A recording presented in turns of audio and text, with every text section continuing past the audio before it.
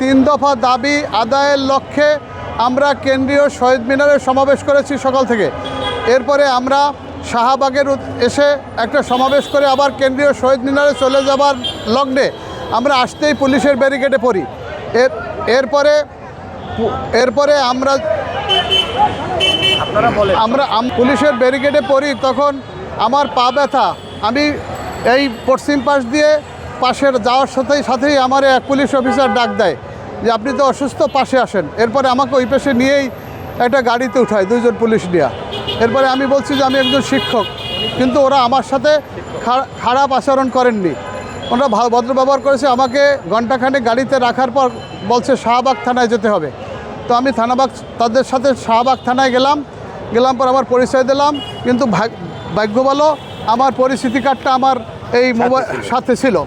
তো ওইটা দেখানোর পর এরপর আমার কাছ থেকে বললো যে আর আপনি কখনও এই শাহবাগে এই সমাবেশের উদ্দেশ্যে আসবেন না, আপনার ছবি রেখে দিলাম আর এই সাক্ষ্য রেখে দিলাম, আপনাকে অ্যারেস্ট করা হবে। এই বলে আমাকে এইমাত্র ছেড়ে দিল।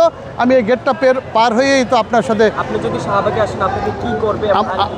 আমরা আমাদের পরবর্তী কর্মসূচি কেন্দ্রীয় নেতারা কেন্দ্রীয় শহীদ মিনারে বসে ঘোষণা দেবে, আমরা সেখানে যাব এখন।